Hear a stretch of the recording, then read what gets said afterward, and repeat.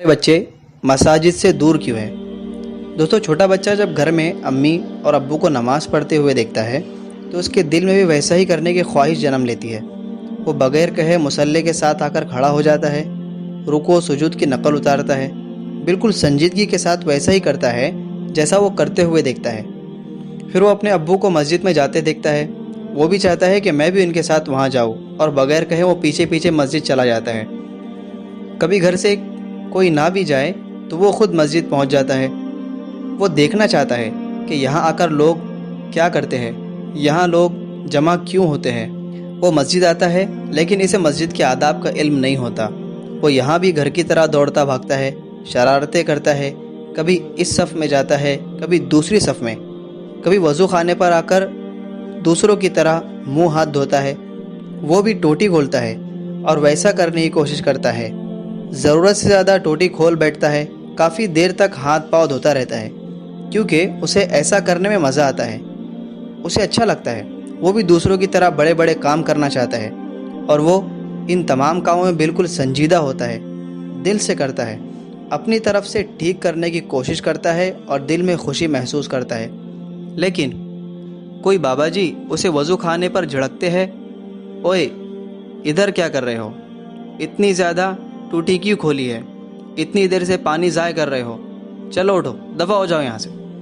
और बाज़ औक़ात तो हाथ से पकड़कर घिसेट कर उसे वहाँ से निकाल देते हैं, और बाज़ बुज़ुर्ग उसे खींच कर मस्जिद से निकाल देते हैं। और कुछ मसाजिद के बुज़ुर्ग तो बच्चों को देखते ही उनके पीछे पड़ जाते हैं, और जब तक वो मस्जिद से नहीं निकल जाते या उनकी मर्ज़ी के मुताबिक टिक कर नहीं बैठते, उन्हें चैन नहीं आता।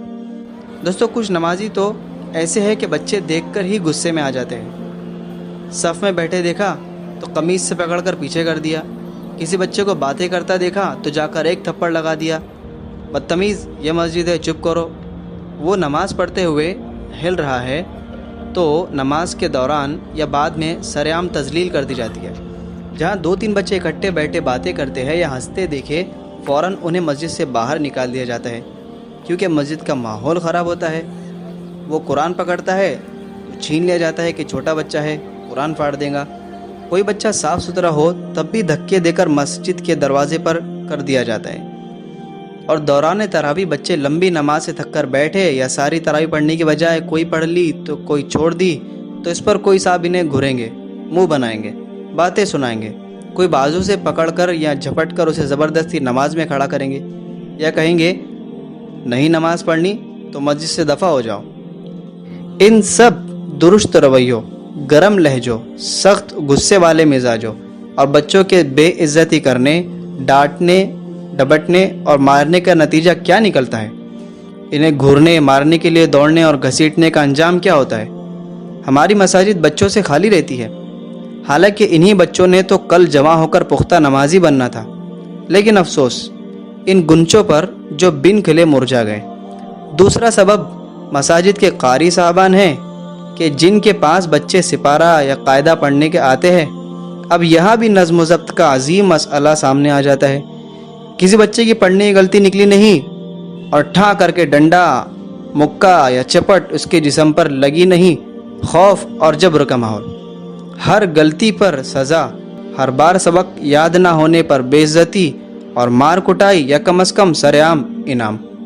मुझे कितने लोग ऐसे मिले कि जिन्होंने कहा कि मेरी बचपन में ख्वाहिश थी कि मैं आलिम दीन बनूं, हाफिज़ कुरान बनूं, दीन सीखूं, लेकिन फुला कारी साहब की वजह से मैं ऐसा मुतनफ़िर हुआ कि दोबारा मस्जिद दाखिल नहीं हुआ।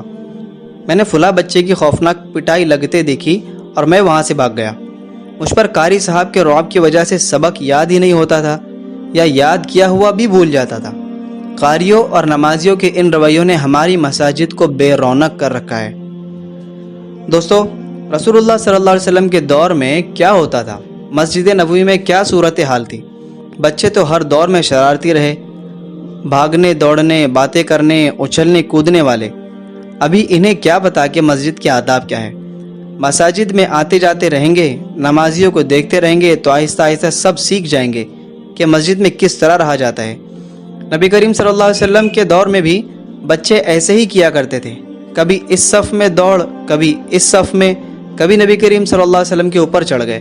کبھی سجدے میں آپ ہے تو آپ کی پیٹھ پر چڑھ کر کھیلنے لگے، کبھی ممبر پر چڑھ گئے، کبھی رونے لگے، کبھی کچھ. لیکن آپ صلی اللہ علیہ وسلم کا رویہ کیا تھا؟ سر سجدے میں ہے، تمام صحابہ بطور مقتدی بھی سر بسجود ہے. سجدہ طویل ہو گیا، طویل سے طویل تر. صحابہ کے دل میں مختلف خیالات آ رہے ہیں کہ آج اللہ خیر کرے نبی کریم صلی اللہ علیہ وسلم سر سجدے سے کیوں نہیں اٹھا رہے. بہت دیر بعد سر اٹھایا، نماز مکمل کی، سلام پھیرا، صحابہ کو متفکر پایا تو فرمایا بات دراصل یہ تھی کہ ایک بچہ میری پیٹھ پر چڑھ کر کھیلنے لگا، میں نے اسے اتارنا مناسب نہیں سمجھا، جب وہ خود ہی اترا تو پھر میں نے سر اٹھا لیا. کتنی عزت، کتنا احترام مسجد میں نماز کے دوران بھی ایک بچے کے کھیل یا اس کی شرارتوں کا. بچے کے رونے کی آواز آتی تو آپ صلی اللہ علیہ وسلم نماز مختصر کر دیا کرتے تھے، لیکن یہ کبھی نہیں کہتے تھے کہ لوگوں یا عورتوں بچوں کو مساجد میں نہ لایا کرو، اس سے ہماری نمازیں خراب ہوتی ہیں. کیا ہماری نمازوں کا خشوع و خضوع نبی کریم صلی اللہ علیہ وسلم یا صحابہ کرام رضی اللہ عنہم اجمعین کے نمازوں سے زیادہ ہے کہ جو کسی بچے کی آواز پر فوراً خراب ہو جاتا ہے؟ ہم جو پہلی دوسری صف کے پختہ نمازی بنتے جاتے ہیں، ہمارا مزاج اتنا ہی سخت ہوتا چلا جاتا ہے، اتنا ہی تکبر آ جاتا ہے، مزاج گرم ہو جاتا ہے. یہ کیسی عبادت ہے؟ اس کا نتیجہ تو دل کی نرمی کی صورت میں نکلنا چاہیے. اچھے اخلاق، نرم گفتگو، بچوں سے محبت کی شکل میں ظاہر ہونا چاہیے. ہونا تو یہ چاہیے کہ ہم بچوں کو مساجد میں آنے کی ترغیب دیں. کوئی بچہ مسجد آئے، اس کا استقبال کرے، اسے گلے لگائے، اسے بوسہ دے، اسے اتنی محبت، اتنا پیار، اتنی عزت و احترام دے کہ اسے لگے کہ دنیا میں اس سے بہترین جگہ کوئی نہیں، ایسے اعلیٰ لوگ کہیں نہیں. اس کی شرارتوں، غلطیوں، باتوں، اچھلنے کودنے کو برداشت کرے اور کبھی سمجھائے تو علیحدگی میں نرمی اور شفقت سے، اس طرح کہ اس کی عزت نفس محفوظ رہے. غصے کی بجائے مسکرائے اور انہیں دیکھ کر اپنے بچپن کو یاد کرے کہ ہم سب بھی ایسا ہی کیا کرتے تھے. بچے شیطان نہیں ہوتے، بلکہ اللہ تعالیٰ کی نشانیوں میں سے ایک نشانی ہے. معصوم ہوتے ہیں، گناہوں سے پاک، لیکن نا تجربے کار ہوتے ہیں. وہ ہمیں دیکھ کر کچھ سیکھنا چاہتے ہیں، وہ آگے بڑھنا چاہتے ہیں. وہ ان مساجد سے جڑیں گے تو کل زندگی کے کسی بھی شعبے میں جائیں گے تو مساجد کو اعلیٰ مقام دیں گے، مساجد کے اماموں قاریوں کو عزت دیں گے، علماء کا احترام کریں گے، بلکہ خود بھی عالم بنیں گے. وہ دنیا کے دیگر اداروں کی بجائے مساجد کو بنیادی مقام دیں گے. اکثر بچوں کو تو کئی سال اور بڑا ہونے پر علم ہوتا ہے کہ انہوں نے کیا غلطی کی تھی جس کی وجہ سے انہیں مسجد میں بے عزت کیا گیا.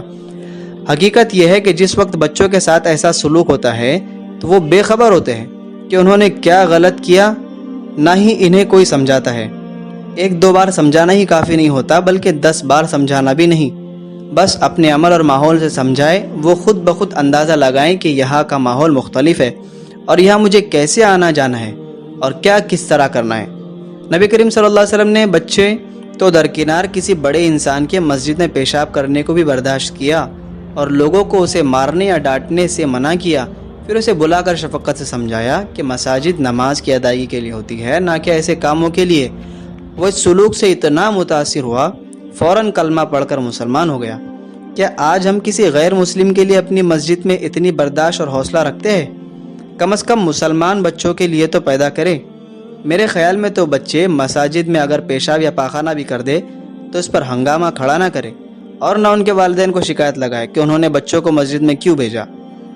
اسکول اپنے کاروبار کے لیے 2.5-3 سال کے بچوں کو برداشت کرتا ہے، ان کے لیے آیا یا کسی موسی کا بندوبست کرتا ہے، انہیں ہر صورت صاف ستھرا رکھتا ہے، پیمپرز کا بندوبست رکھتا ہے، یا کم از کم والدین کے تعاون سے اسے سر انجام دیتا ہے. اور اس کی کوشش ہوتی ہے کہ باوجود ان تمام تکالیف کے زیادہ سے زیادہ بچے اسکول میں آئیں. یہی وجہ ہے اسکول بچوں سے بھرے ہوئے ہیں، کلاسز میں جگہ نہیں. لیکن مساجد کی صفائی ستھرائی کے لیے ہم خرچ کرتے ہیں، ایک اور صفائی والے آدمی خرچہ برداشت کر لے تو ہماری نئی نسلیں پروان چڑھیں گی.